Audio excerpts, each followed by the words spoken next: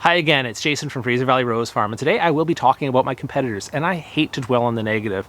Honestly, there are really good competitors in my space, both here in retail selling plants and on YouTube, and there are bad competitors as well, and obviously I have to be aware of them. I can't be ignorant of it, but my approach towards each varies quite a lot, and I think this is something that, even though I'm talking about selling plants or succeeding on YouTube, there are areas in your life where you have competition, and the way that you approach both your healthy competition and your unhealthy competition can make a big difference into how successful you are and also how happy you are as a person. So let's talk about it.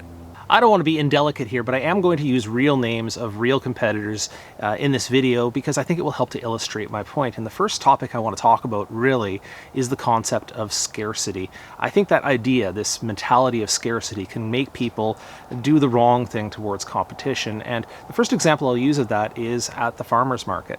Now, I was a farmer's market vendor for many years with my plants, and I don't do that anymore. Usually I'm here at the farm, but at the farmer's market, you would anticipate some friction between vendors. I don't know why that's particularly the case, but it was the honey vendors and the soap vendors who were the worst, just spilling some tea there. But even between me and other plant vendors, there would be a little bit of eyeing up to see what your competition was for the day. And the idea sort of was that if customers came to the farmer's market and it was a finite number of customers and they come with a finite number of dollars in their pockets, that if they spent it at that booth on some plants, that they might not spend it at my booth for some plants, which there's some flaws in that mentality there as well.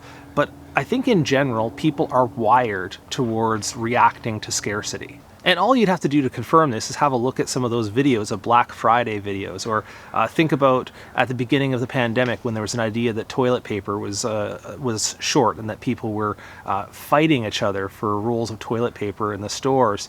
I think humans, nothing gets the blood pumping and the competitive juices flowing so much as thinking that there are scarce resources and that you've got to compete for them. So people are a little bit wired that way, and I think you got to get past that, or at least think bigger than that.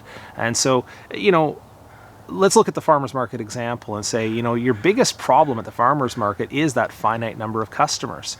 And if you have a poor selection of vendors, and if you have a poor ecosystem in that market, let's say there's only one plant vendor. Well, of course, as one plant vendor, I'll get all the plant sales, but it does limit the number of customers who are going to show up. And the bigger problem in, say, Mission, that was my home market, was that there was a market of potentially over 100,000 people, and you're only seeing 400 people on any given Saturday.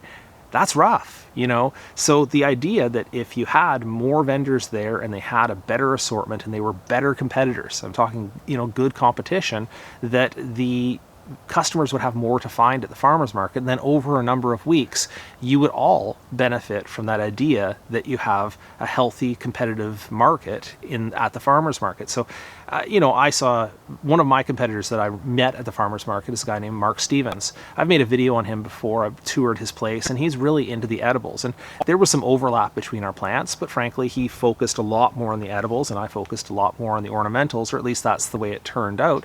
And, it turned out to be a great partnership at that market. If I didn't have what the customer needed, I knew that Mark probably did, or even if I didn't know the answer to their question, he's a knowledgeable guy. It's rare that I run into people who have my level of plant knowledge, and, he's right up there. So it was good to have another guy like that there at the farmer's market. And it really sent customers away with this idea that they were well taken care of, doing really well. If you think about it, in that market, and again, thinking about this limited resource, the limited pocket of these customers, far more dollars were being spent at the hardware store, at the Walmart, at the grocery store on plants than were ever making their way down to the farmer's market. So if I want to talk about good and bad competition, Mark was on my side. He was good competition. He was right there, bringing it and bringing knowledge and bringing good plants. And if you go to the Walmart or the Home Depot or the hardware stores, what you often find is a rack of neglected plants in the corner that are, frankly dead, but they're trying to sell them for half price. The idea that what they're going to do to customers over a length of time is actually going to make gardeners less successful, make new gardeners not succeed in the industry, and then that means that I have less customers in the future. So good competition, Mark. Bad competition, the hardware stores and the mass merchants that are basically getting into the business for 2 months of the year and then right back out of the business and leaving customers without answers that they need. Let's switch gears now and talk about YouTube, because there's a similar dynamic going on here, and you could go in with the rather flawed idea that there's a limited number of views and viewers to be spread amongst a number of channels, and that you just got to beat the other guy to it. And this is so wrong.